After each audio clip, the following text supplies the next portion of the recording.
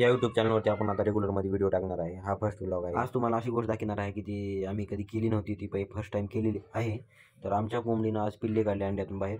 तर तुम्हाला दाखवतो कसे आहेत काही नाही, कारण की आता तुम्हाला वाटत असेल की याच्यात काय नवल आहे, पण आम्ही अगोदर कसं आतापर्यंत कधीच आम्ही कोंबड्या पाळल्या नव्हत्या, त्याच्यामुळं आम्हाला हे असं चांगलं नवल वाटते, दुसरं काही नाही.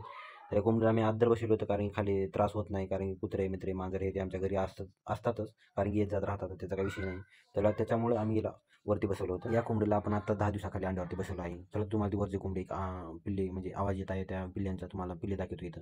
हे बघा, बघू शकता तुम्ही, पाठीमागून एक पिल्लू निघत आहे छोटंसं.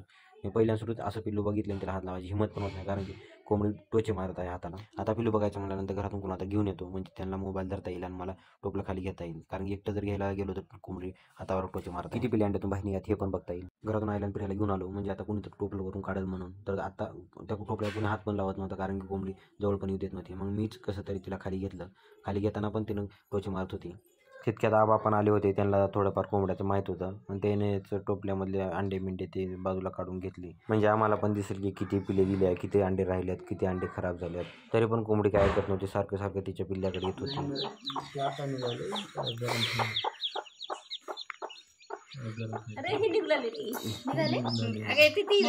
एक आणखीन एक कोंबडी खाली 21 अंडे ठेवलं होतं, त्याच्यामधून आपल्याला 13 पिल्ले आतापर्यंत बाहेर निघाले, त्याच्यामधली पण अजून काही निघणार आहेत, आणि 3 अंडे खराब झाले होते. आपण पिल्ल्यांना बघून खूप खुश होत होती.